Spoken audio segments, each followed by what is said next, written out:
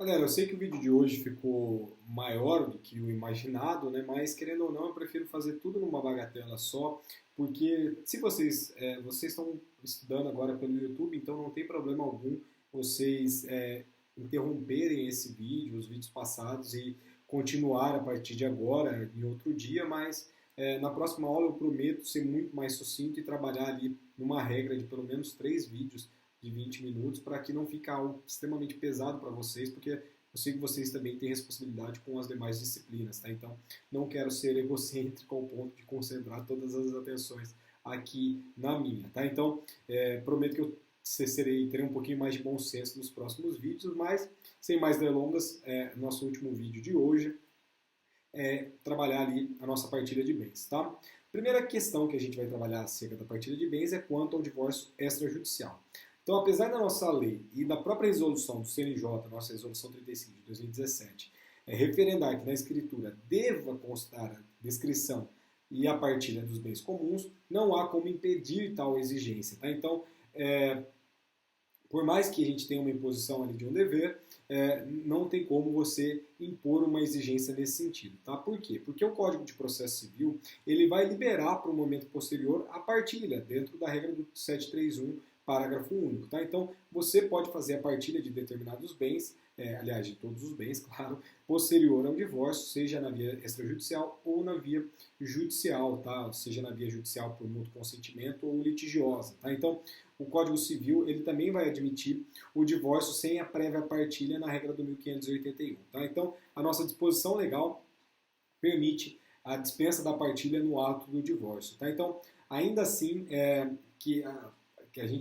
existam bens, eles não precisam, portanto, ser partilhados para o uso da via extrajudicial. Então, fica dispensado também, e também é descabido impor o divórcio judicial pelo só fato ali de os cônjuges pretenderem manter indiviso o patrimônio comum. Então, se você quer fazer um divórcio extrajudicial, mas não quer fazer a partilha de bens, não tem problema algum, tá? Ainda que seja recomendável, não há sequer a necessidade de serem arrolados os bens. Então, é até dispensável o arrolamento desses bens, apesar de ser totalmente recomendável. Por quê? Porque constando na escritura não vai existir dúvidas nenhuma de que aqueles bens foram os bens que vocês adquiriram até o fim da sociedade conjugal. Tá? Então, basta a referência aqui de que a divisão do patrimônio não será realizada para a dispensa da partilha dos bens, e enquanto não for feita a partilha dos bens, né, os bens ficarão ali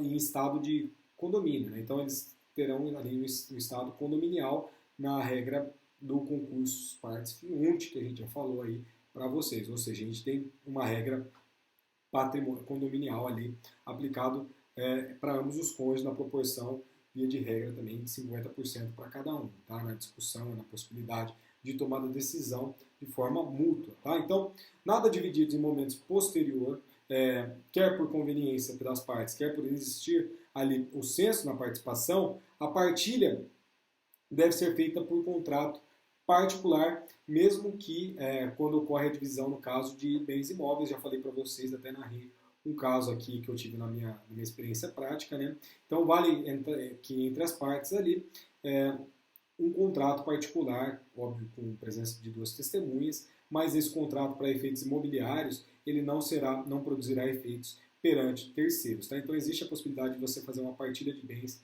amigável através de um instrumento particular sem maiores dificuldades. Levando a efeito a divisão igualitária no nosso acervo patrimonial, aqui a gente tem um ponto interessante para o nosso direito tributário. Eu acho que eu imagino que vocês não tenham um contato com a matéria ainda, mas eu vou dar algumas noções, alguma noção, pelo menos, do tema, para vocês aqui se estabilizarem, pelo menos, se localizarem aí no que se refere à questão tributária na partilha. Tá? Então, levado a efeito a divisão igualitária do acervo patrimonial, não incidirá imposto algum. Por quê? Porque cada um caberá bem de sua propriedade. Ou seja, se a gente está num regime de comunhão igualitária, ou seja, uma comunhão de 50-50, por óbvio que aquele bem já é seu, aquele 50% já é seu. Sendo seu já desde sempre, não é um fato gerador. O fato gerador é o que vai ali, entre aspas, fazer nascer um tributo. Tá? Então, nesse caso, como não há fato gerador, porque esse patrimônio já era seu, fica dispensado de imposto. Tá? Então, se a partilha é feita de maneira igual, ou seja, não existe um desequilíbrio, não incidirá imposto. Imaginemos uma situação que ocorra um desequilíbrio. Então, havendo um desequilíbrio da partilha, ou seja, vocês constituíram 100 mil de patrimônio, mas 75 mil ficou com um cônjuge, 25 mil ficou com outro cônjuge, isso é perfeitamente possível, haverá uma incidência de um imposto. Qual imposto que será esse? Será o nosso famoso ITCMD, e quem for para a parte ali de família e sucessões terá um contato muito grande com o ITCMD. O ITCMD é o nosso imposto de transição causa-mortes e doações, tá? É o nosso imposto que vai incidir, por exemplo, aqui nessa questão, porque será vista como uma doação, tá?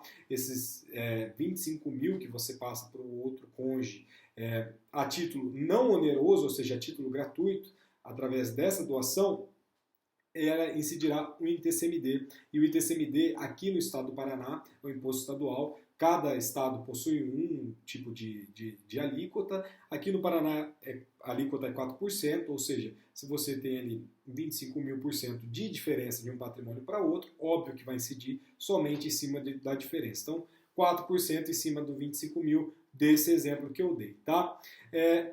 Existe também uma possibilidade de essa transmissão ser feita através de um título oneroso, ou seja, você abriu mão ali de um imóvel, mas você foi restituído nesse imóvel, tá? Você foi ressarcido no valor desse imóvel. Então, o que vai ser aplicado aqui? Não será aplicado o ITCMD, mas sim o nosso ITBI, que é um imposto municipal. Aqui em Biporã, a alíquota do ITBI é 2,5%, tá? Então, quando a transmissão ali de uma partilha desigual se dá através também de um título oneroso, ou seja, você vai ser ressarcido por isso, incidirá sim um outro imposto, mas será um imposto ITBI ao invés do ITCMD. Via de regra, o que a gente tem, no caso, na prática, é que incide o ITCMD, ou seja, nesse meu exemplo que eu dei para vocês, a gente tem 100 mil de um acervo patrimonial conjunto, o cônjuge já ficaria com 50 mil, o outro cônjuge ficaria com 50 mil, via de regra. Eles concordaram e um cônjuge ficará com 75 e o outro com 25.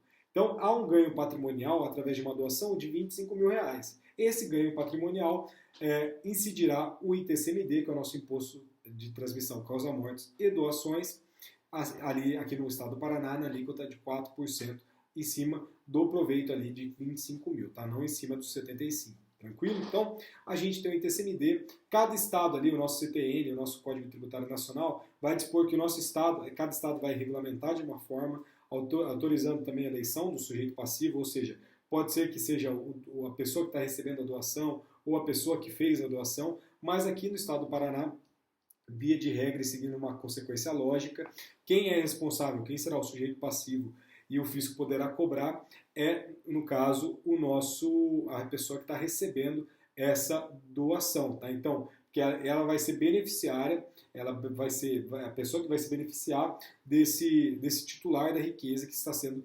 tributada. Tá? Então, colocar esse encargo ao doador é uma coisa não lógica, então é muito melhor você tributar essa parte como sujeito passivo, ou seja, a pessoa que acrescentou ao seu patrimônio determinada quantia, determinado valor, enfim, patrimônio no modo geral, tá? Mesmo que omita o casal a existência dos bens ali durante a partilha ou a descrição da partilha, não há óbice a que a divisão seja levada a efeito posteriormente ou pela via judicial, se houver aqui o acordo de vontade, se não houver o acordo de vontades, ou por meio de uma nova partilha de bens. O que a gente vai chamar isso? A gente vai chamar de sobrepartilha, ou seja, a gente fez um divórcio e aí uma casa ficou de fora.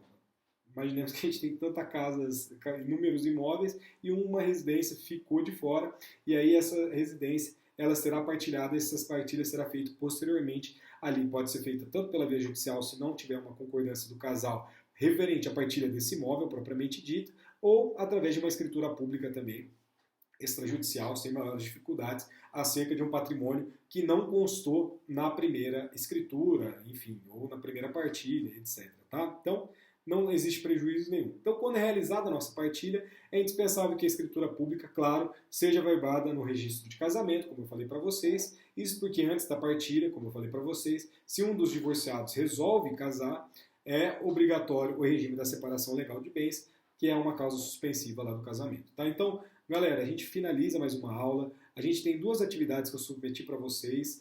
Se vocês tiverem mais alguma dúvida, por favor, me enviem aqui. A gente não tem problema nenhum com contato. Me mandem dúvidas, eu espero as dúvidas de vocês.